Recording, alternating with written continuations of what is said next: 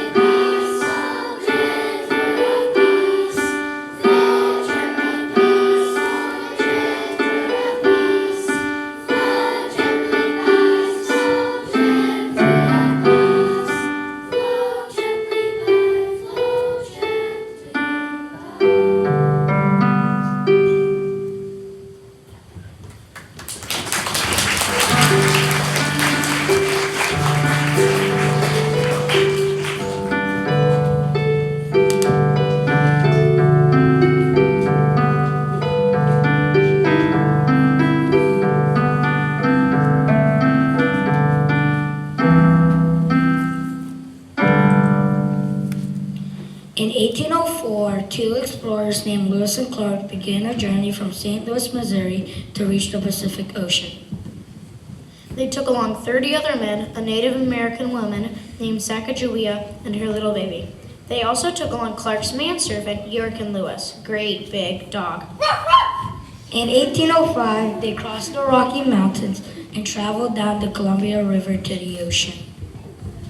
They had a very difficult trip. They almost starved to death, but they made it to the Pacific Ocean in November of 1805. Then they returned to Missouri in September of 1806. On April 3rd, 1806, Captain Clark and 7 other men took a journey down the Willamette River. They stood on the bluff where the University of Portland is today. Oh yeah, like these guys really traveled all that way. Come on. Well, according to history, they did. That's over 4,000 miles. No one can travel that long by foot or by canoe. Get real. It was real, and I bet I could prove it. How? We'll read you something from their journals. They have it in journals too. Yes, the President of the United States, Thomas Jefferson, ordered Lewis and Clark to write every day in their journals.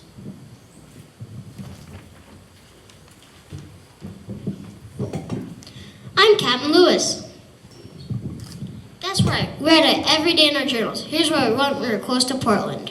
And I'm Captain Clark. On November 10th, 1805, I wrote, "Rained very hard last night and continues this morning. We are all wet, our bedding and many other articles." November 12th, 1805, all wet and cold, our bedding also wet. Fortunately, the men were healthy. November 14th, 1805, rain continues all day, all wet. All wet. Okay, I get the picture. It was always raining. I guess they really were in Portland.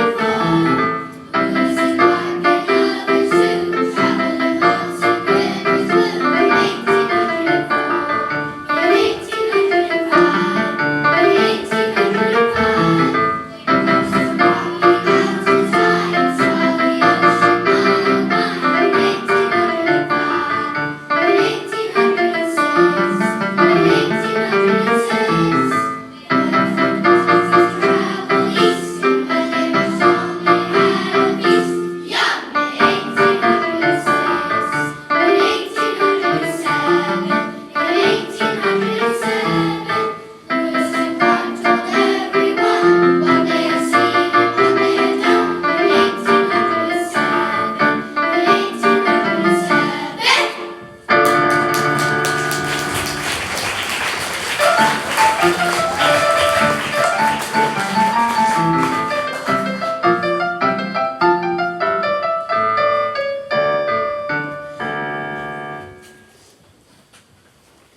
and Clark published their journals, which told people in the East about Oregon. Soon others came and found that the farmland in the Willamette Valley was some of the best land on earth.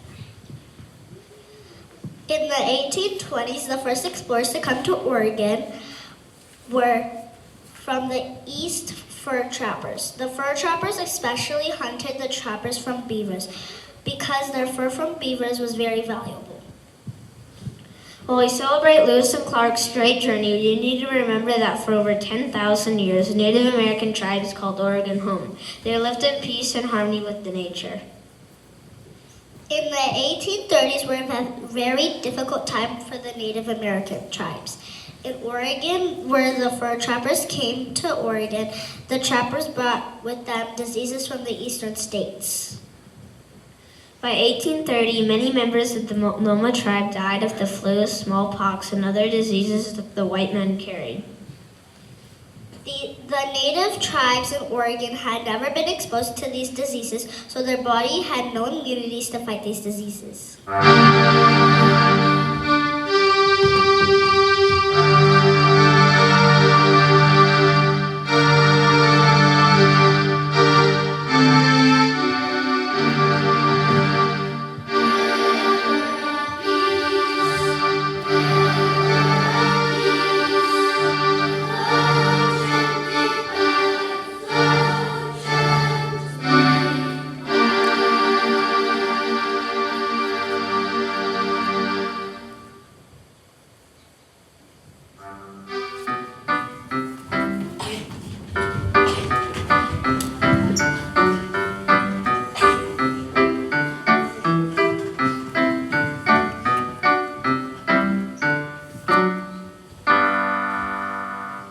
By 1843, thousands of settlers were traveling to Oregon on what became known as the Oregon Trail. They traveled with oxen, horses, and everything they owned in the covered wagons.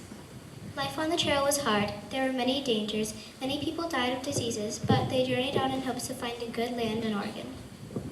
Women on the trail had to cook, clean, and sew all the clothes for the family. Sometimes unexpected things happened.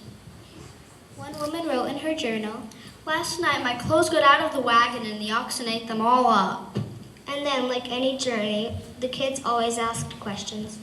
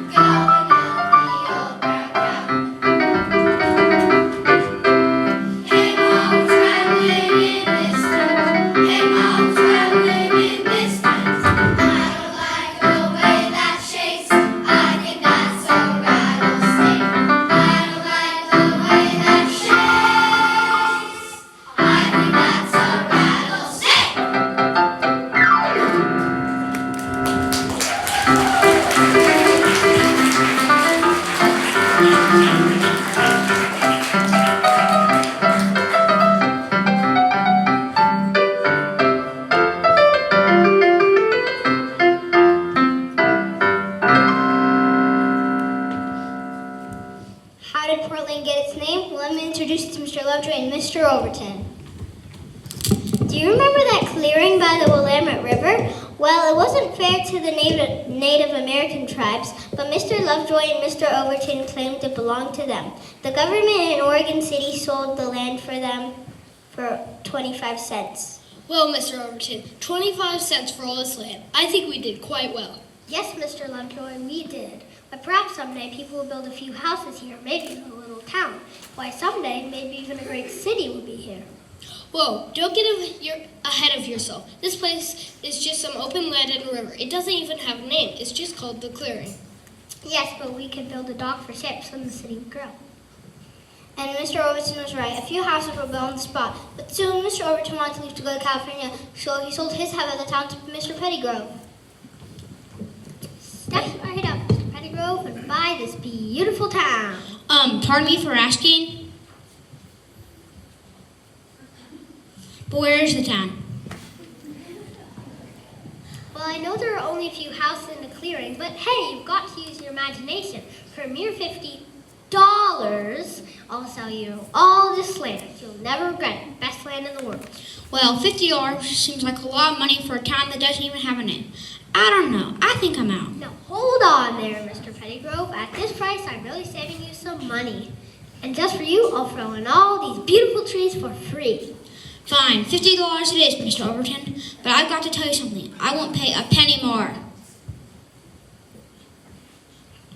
So now the town was owned by Mr. Lovejoy and Mr. Pettygrove. But it still had one big problem. It didn't have a name. Well, this sure is a nice place, Mr. Lovejoy, but it really needs a name. Let's see, what can we call this place? I know. Let's name it after another town. That's what the Pilgrims did when they came to America. They named it after another town in England. That's a good idea. What can we name it? I know. Let's name it after my hometown in Massachusetts, Boston. Boston is a great city, and we want this city to be great as well. Mr. Lovejoy, I'm from Maine. And you know we don't think very much of Boston and Maine. I suggest we name it Portland after our very own fair city in Maine. We should name it Boston because Boston is a great city and more important than your itty-bitty Portland. See here, Mr. Lovejoy, Portland, Maine is a much more beautiful city than your ugly, stinking Boston. It should be called Boston, and that's final. No, it should be called Portland, and that's final. Boston. Portland. Boston. Okay, you two, break it up! Hey, I've got an idea. Let's flip a coin. Best 2 out of 3. Agreed? Okay, that seems fair. Okay, you call it. Heads. Tails! Well, tails it is. Call it again. Heads. Tails again! No, let's redo it. This isn't fair. Red card for bad sportsmanship. Mr. Pettygrove wins! Get out of here, Lovejoy! Town is violent, fair, and square! And so the town was named Portland.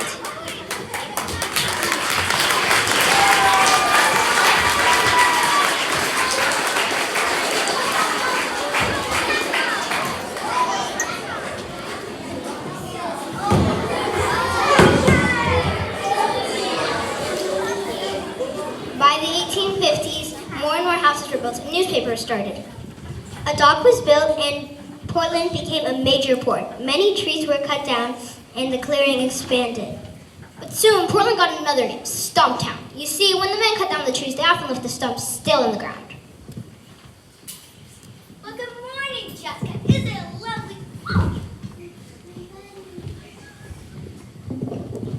Harriet, are you all right?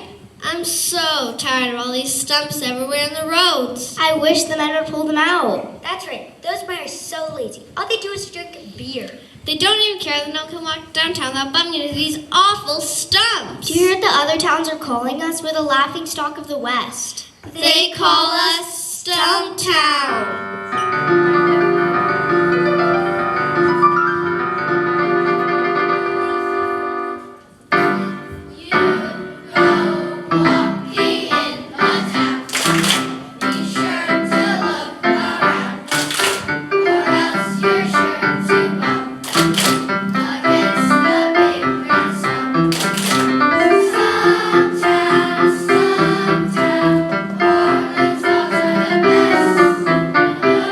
best.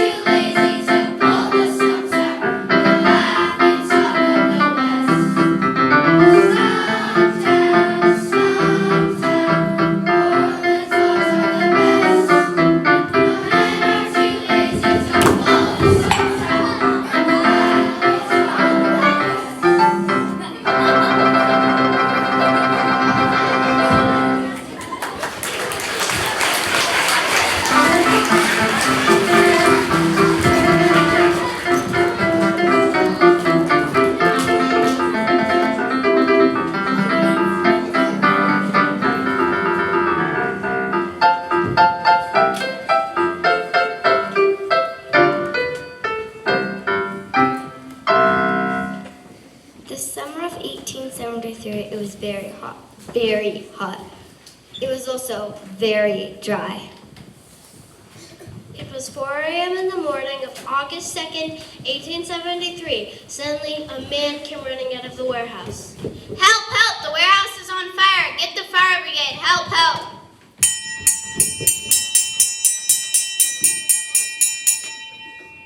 The fire spread quickly. All the buildings and houses were made of wood, and they were very close together. Fire departments from as far away as Salem and Vancouver arrived to help fight the fire. The firemen tried to put out the fire, but they couldn't. When the fire finally burned out, 22 blocks had been destroyed. This event was known as the Great Fire. It changed a lot of things about Portland. More buildings downtown were made of bricks, and they weren't put as close together anymore.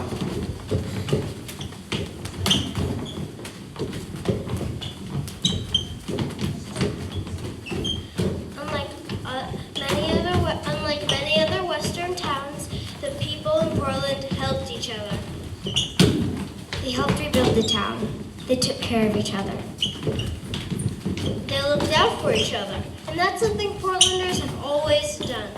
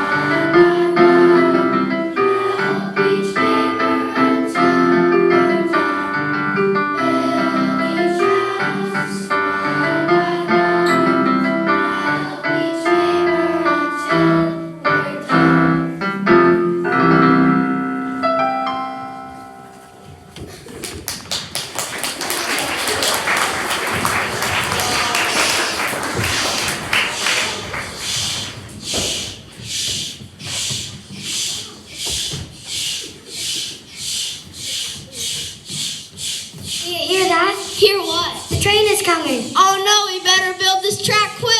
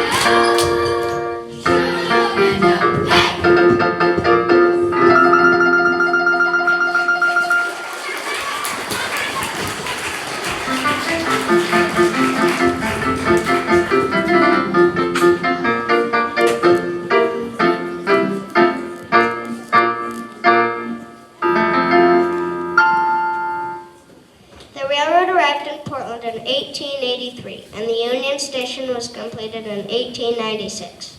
Now people could travel across the entire country, from New York to Portland, in just 12 days instead of months.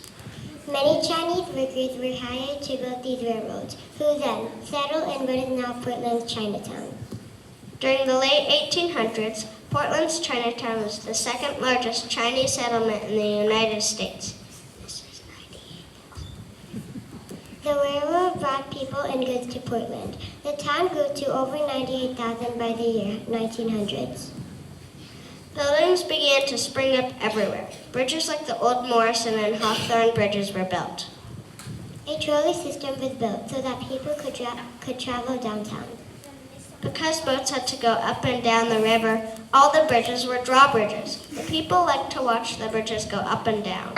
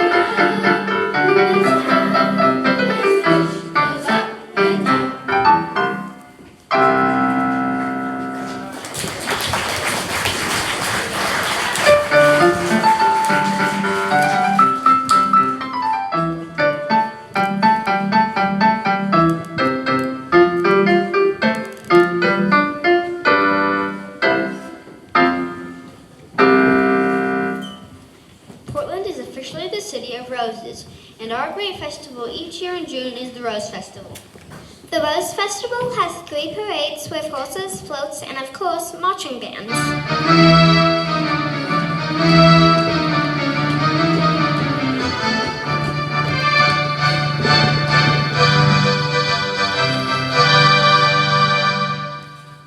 Rose Festival started in 1907. In 2007, we celebrated the 100th birthday of the Rose Festival. Our International Rose Test Garden in Washington Park is known around the world. Roses can be found throughout Portland. Portlanders take great pride in growing roses. Portland's oldest rose garden can be found in beautiful Peninsula Park in North Portland. Here is a song about the roses that was sung at the first Rose Festival in 1907.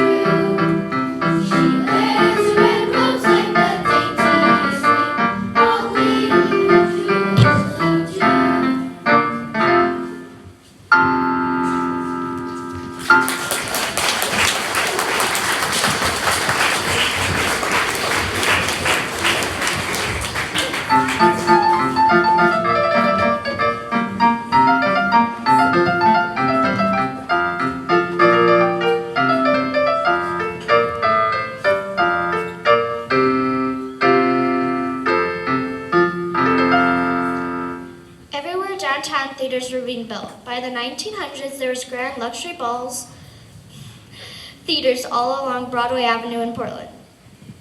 There are no TVs or radios at this time, so for entertainment, everybody went downtown and saw a show. Are you going downtown today, Julie? Why, of course, Liza. I'm going to ride the trolley downtown and see that new play at the Orpheum Theater. But that's the most expensive theater in town. I heard that costs 5 cents to see a play. I'd rather go see the symphony at the Markham Theater myself, or one of those funny silent motion picture shows at the Liberty. You know, there's so many choices. That's right, there are so many choices. You just wouldn't go downtown without seeing something now, would you?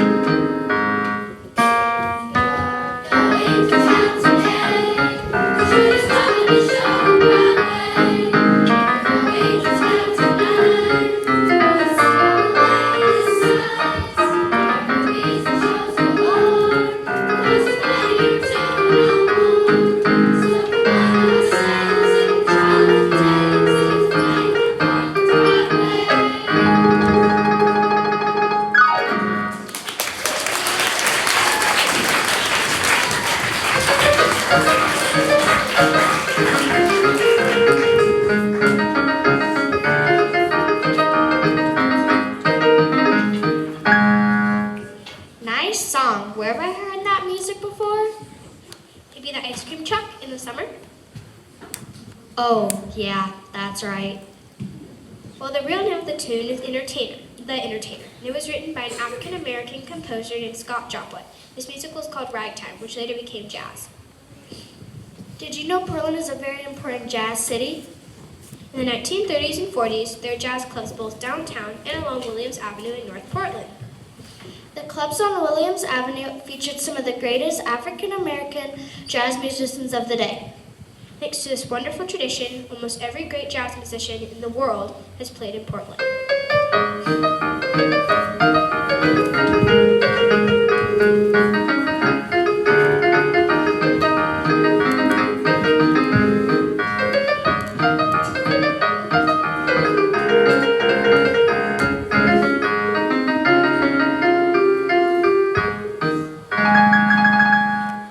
Do you have a brother or sister? Do you ever fight with your brother or sister? We have a story to tell you about a very famous fight in the early 1900s. The brother's name was Harvey Scott. The sister was Abigail Scott, who later married a Mr. Dunaway, so her full name was Abigail Scott Dunaway. What were they fighting about?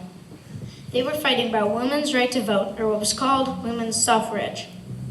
In 1852, the Scott family left Illinois by covered wagons and arrived in Oregon 6 months later.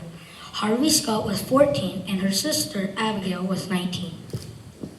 Harvey Scott became a lawyer and then the editor of the newspaper, The Oregonian, a position he held for nearly 50 years.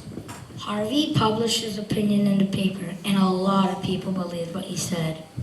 Harvey disliked anything that suggested social progress. For example, he did not think children should have to go to school beyond elementary school. If they want their children to go to school beyond age 12, let them pay. Public schools should not be turned into nurseries of idleness. Abigail became a teacher, owned a hat-making business, and published her own newspaper called the New Northwest. She was Harvey's opposite in that she was a supporter of human rights, especially women's rights. We need to build a better world for every woman. Women work at the kitchen sink without wages, the cooking stove, the rolling pin, the ironing board, always without pay. They should at least have the right to vote. We don't want belligerent females sitting hens, cluck, cluck, cluck, deciding our fate. Ignorant voters will be dangerous. I always heard the difference between a man and a mule was that a man can change his mind. We're the only state in the West where women still do not have the right to vote. It's high time the men of this state give us this right. But Harvey was as stubborn as a mule. Every time an election was held, he wrote article after article telling the men not to let the women have the right to vote. Women will get the right to vote over my dead body. Then Harvey, my dear brother, I guess I just have to live longer than you. And she did. Abigail Scott Dunaway worked for 40 years to win the right of women to vote. In 1912, 2 years after Harvey died, the Women's Suffrage Act passed in Oregon. We think that she would have liked this next song.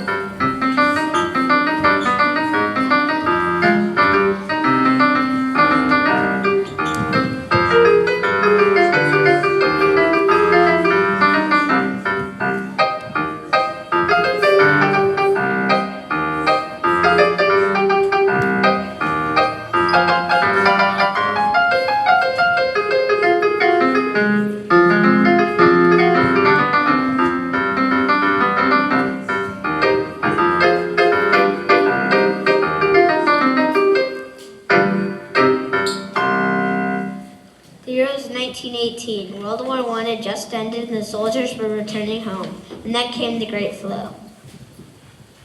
Thousands of Portlanders got very sick, just like our current pandemic. Concerts, shows, and schools were canceled. Restaurants and all public places were closed. Many public buildings were turned into hospitals. There were no vaccines against the flu in those days. The flu is very serious. Many people died.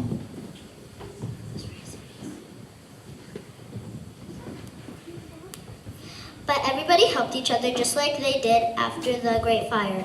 And by the early 1920s, the flu was over and business was good, really good.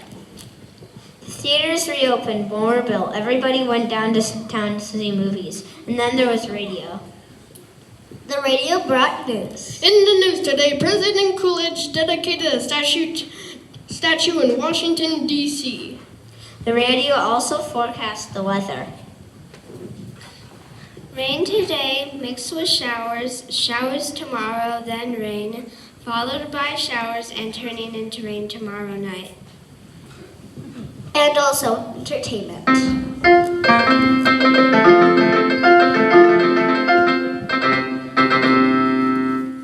now it's time for the Lone Ranger. In this episode, the Lone Ranger and his trusty horse, Silver.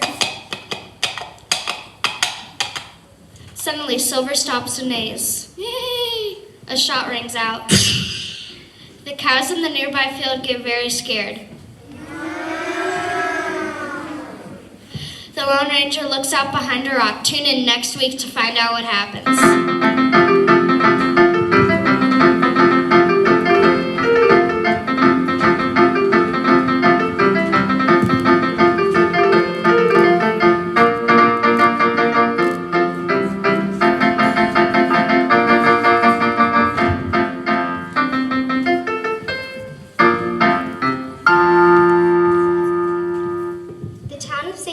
Was founded by a man named James John.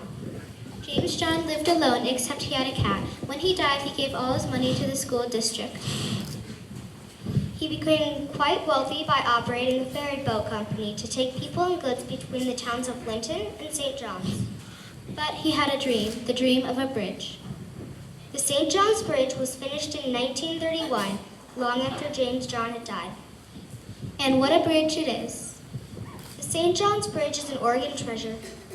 Here to tell us about the bridge are the two designers of the bridge. I'm Holm D. Robinson. And I'm David B. Steinman. The St. John's Bridge is a very special kind of bridge called a cable suspension bridge. Cable suspension bridge can span to long distances. At the time it was built in 1931, it had the longest suspension span in the whole world. Aside from being a very strong bridge that holds cars and heavy trucks, it is also very beautiful. We decided to make all the arches in the Gothic form so when you walked under it, it looked like you were sitting in an old cathedral. That's why the park under the bridge is called Cathedral Park. Out of all the bridges that we've designed, I think my favorite bridge will always be the St. John's Bridge.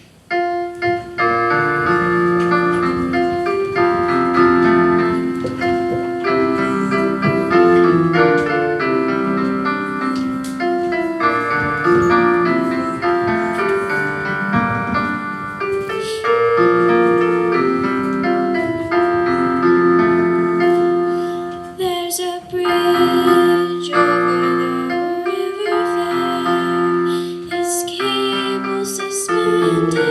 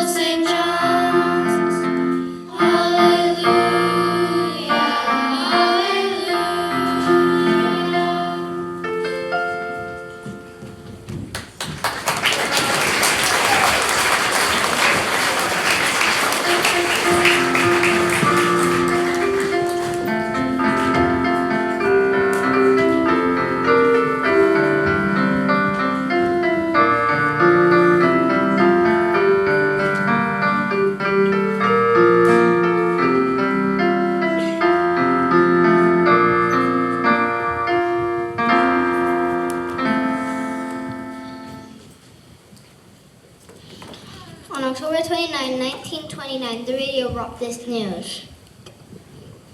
Today, the New York Stock Exchange collapsed. Millions of dollars have been lost. Millions of people are out of work. And this was the start of the Great Depression. Times became really hard. Many banks closed, so people couldn't get their money. Thousands of people lost their homes. Then a great man came along. He was in a wheelchair. He couldn't walk because he had a disease called polio. He was very kind. His name was Franklin Delano Roosevelt. He said, Let me assert my firm belief that the only thing we have to fear is fear itself. I have a plan to put people back to work, and we're calling our plan the New Deal.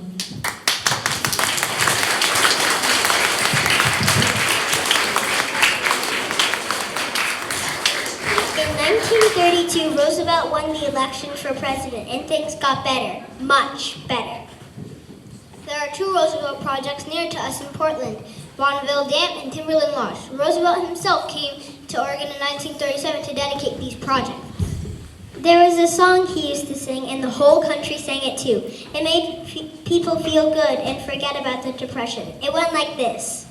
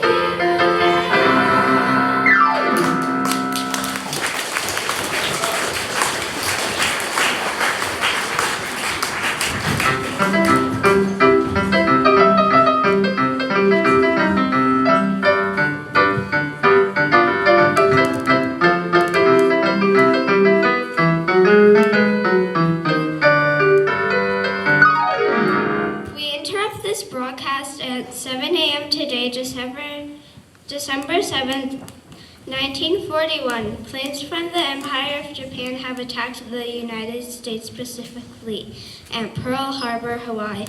Thousands of American sailors are dead. The battleship Arizona has been completely destroyed. Stay tuned for more developments.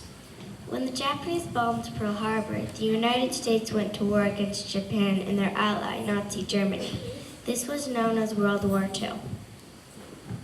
Portland played a very important part during World War II.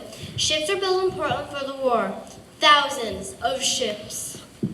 We interrupt this broadcast to bring you the news today, August 15, 1945. The Empire of Japan has surrendered to the Allied forces under General MacArthur. War is over. Hip, hip, hooray! During World War II, a new city was built in North Portland. It was called Vanport because it was between Portland and Vancouver along the Oregon side of the Columbia River. Most of the people who lived in Vanport helped build the ships for the war. These ships were called Liberty ships. Vanport was very important to the African American community because of the segregation laws. Most African Americans in Portland were allowed to live in the same community as us whites. But in Vanport, African Americans and whites lived in the same town, and through their hard work and talents, built thousands of ships for World War II. Where is Vanport now? When the war ended, the workers and Liberty ships weren't needed. People moved away.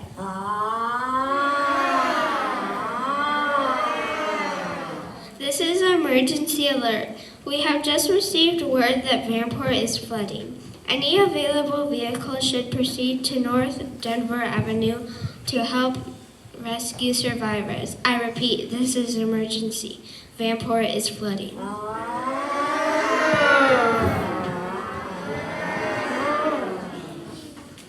In May of 1948, there was a terrible flood. In only a few hours, the entire town of Vanport was destroyed. Vanport was never rebuilt, and all the families that lived there had to find new housing.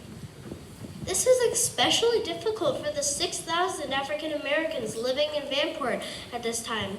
They lost everything they owned and had no place to live. Due to a policy called redlining, African Americans could only buy houses in the Albina section of Portland.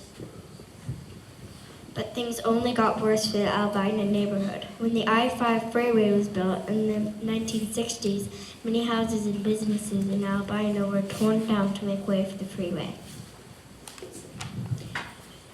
If you go to Dawson Park across from Emmanuel Hospital, you will see a gazebo with a beautiful covering. This covering was originally the tower from one of the buildings in Albina that was torn down. At least the tower was saved as a way to remember all that we lost.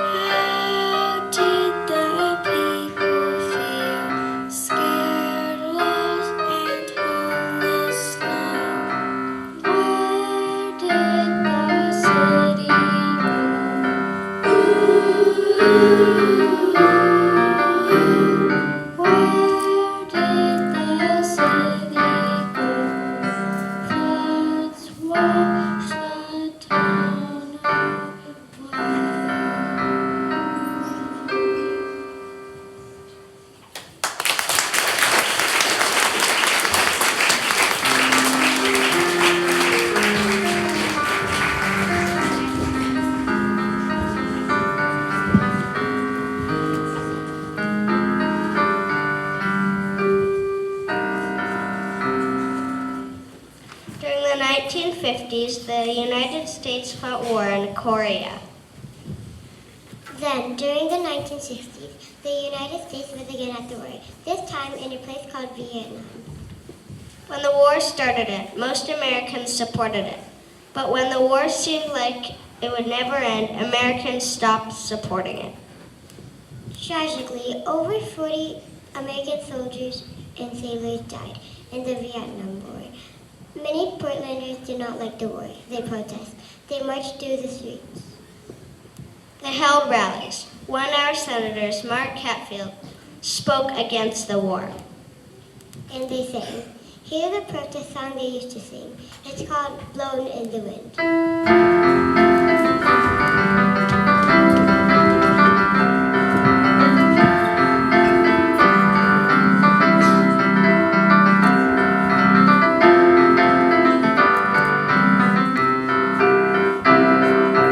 How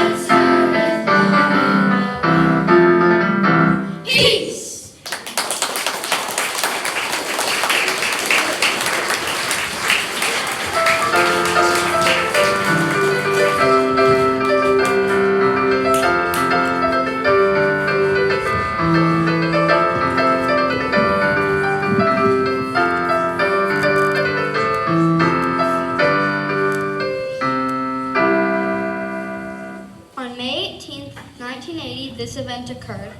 I'm standing here, just outside the red zone of Mount St. Helens. This morning, the mountains literally blew apart, sending ash over 50,000 feet into the sky.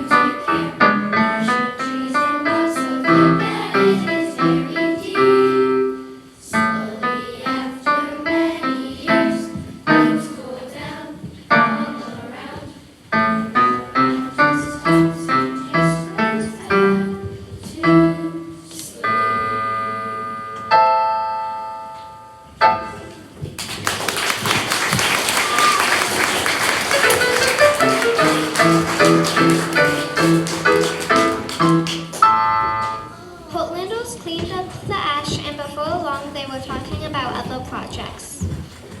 In 1981, a group of people wanted to build a square in the middle of the city. The square would be used for all sorts of activities, concerts, speeches, and of course, the holiday tree.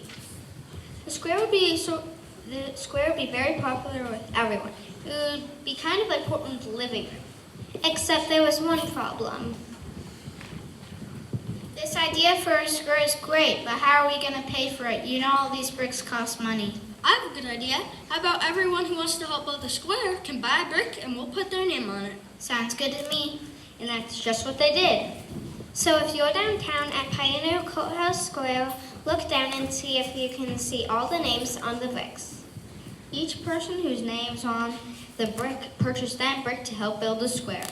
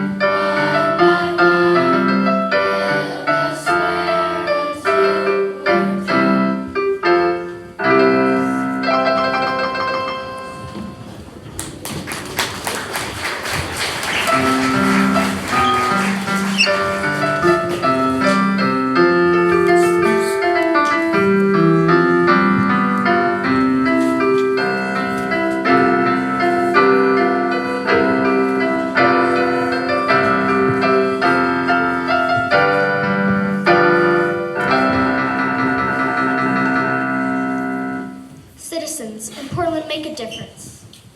Here are some students who have presentations about special citizens in Portland that have made a difference. My presentation is about Simon Benson. Simon Benson became wealthy in the timber business. He didn't like Portlanders drinking beer, especially when they had so pure water. So he decided to donate 40 beautiful water fountains so that everyone could everyone could drink fresh water downtown.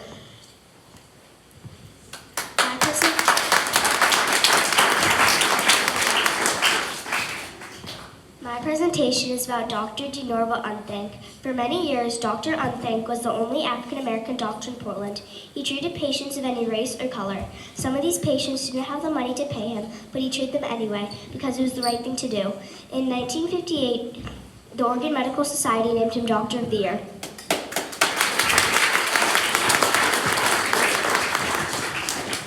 My presentation is about Bill Nato. Bill Nato was a Japanese American. Bill, along with his brother Sam, liked to fix up old buildings. They recreated much of Old Town and helped to build the China Gates and the Chinese Garden.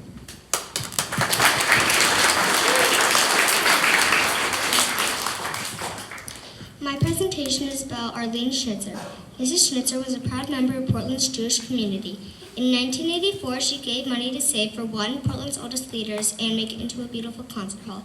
It is where the great big Portland sign is downtown.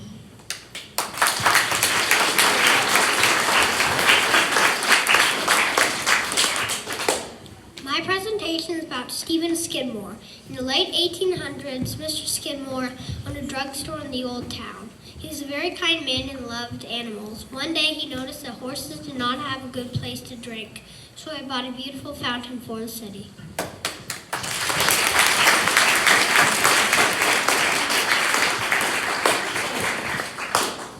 The Skidmore Fountain can be found near the Burnside Bridge in Old Town. The words on the Skidmore Fountain say, "Good citizens are riches of the city."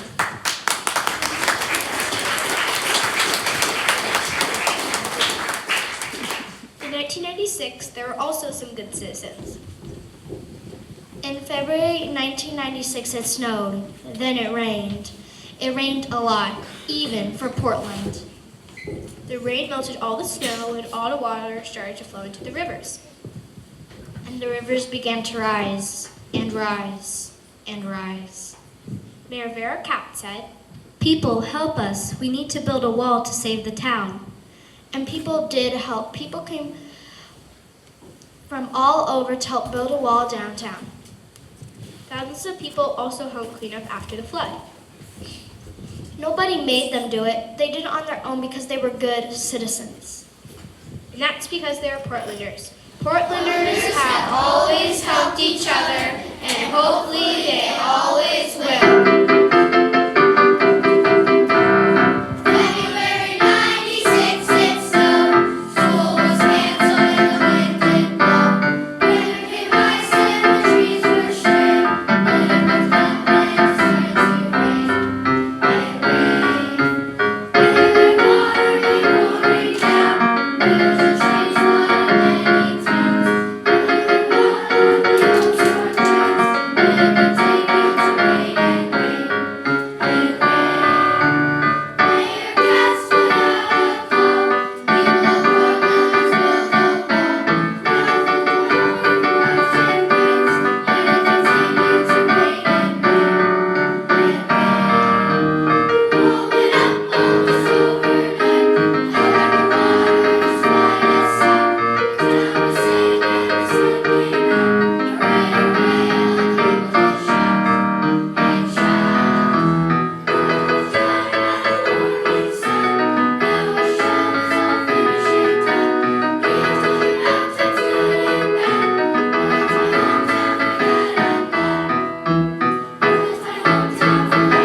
my hometown for that I'm glad? Where's my hometown for that I'm glad?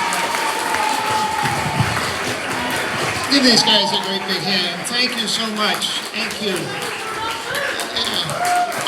I'd like to just briefly acknowledge a couple of folks. First of all, we've had some wonderful parents who have helped us out in learning lines, but also sometimes working on props and on getting us stuff, etc. If you're one of those parents, we thank you so much. So give them a hand. I see some folks. I'd like to thank Mr. Pascal for the use of the gym right now. So thank you and getting all this stuff out of here and cleaned up. There are a couple of people backstage that some of you guys who have done this show before know very well. Mrs. Johnson, who used to be the third grade teacher here, Peggy Johnson, and Sue Nelson, who have been helping out with costumes. If they're around, they might be still taking the costumes upstairs. I don't know. Okay, well, hopefully we'll find them at some point. Anyway, and give them a hand. And our wonderful, wonderful teachers who have just been a delight to work with. Sarah, Mrs. Leach, Ms. Leach, and Mrs. Gilbert, thank you so much. And